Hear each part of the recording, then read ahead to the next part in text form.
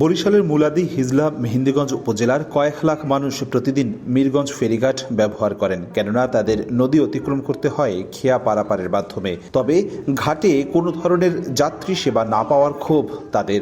রোদে দাঁড়াই আছি, একটু যাত্রী শ্রেণী থাকলে বসা যাইতো, বাচ্চাদের নিয়ে। কত দূর থেকে আসার পর একটা বাথরুম নাই, অপরিচ্ছন্ন।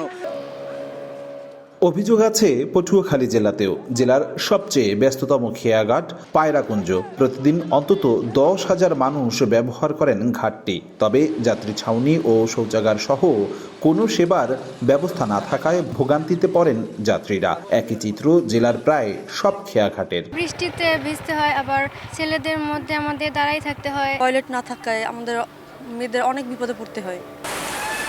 ঝালকাঠি শহরের 7টি খেয়াঘাটে রোদ বৃষ্টিতে খোলা আকাশের নিচেই অপেক্ষা করতে হয় যাত্রীদের। পাশাপাশি বেশিরভাগ ঘাট ভাঙা, এ কারণে প্রায়ই ঘটে দুর্ঘটনা। বরগুনার বড়ইতলা, বাইনচটকি খেয়াঘাটেরও বেহাল দশা। বেদখল হয়ে গেছে যাত্রী ছাউনি। ঝুঁকি নিয়ে যানবাহনের সঙ্গে ওঠানামা করেন যাত্রীরা। আর ভোলার ইলিশা ফেরিঘাটে একটি বিশ্রামাগার নির্মাণ করা হলেও তা ব্যবহারের অনুপযোগী। এখানে ওরকম ওয়াশরুমও নাই, থাকারও নাই, মানে আমরা গাড়িতেই থাকি আর কি। ঘাটগুলোরও একটু সংস্কার করা দরকার। ঝালকাঠিতে 7টা খেয়াঘাট আছে, একটি খেয়াঘাটেও কোনো যাত্রী ছাউনি নেই। আমরা চাই যাত্রীদের নিরাপত্তা নিশ্চিত হোক, যাত্রীরা অধিক ভাড়া দিয়ে যে হয়রানির শিকার হচ্ছে হয়রানি মুক্ত হোক, যাত্রীরা সহজভাবে চলাচল করতে পারে। তবে শিগগিরই যাত্রী দুর্ভোগ লাঘবে ব্যবস্থা নেওয়ার আশ্বাস পৌর কর্তৃপক্ষের।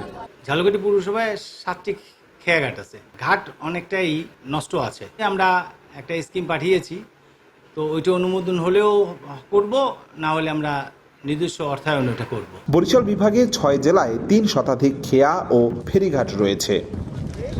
অপূর্ব অপু, সময় সংবাদ, বরিশাল।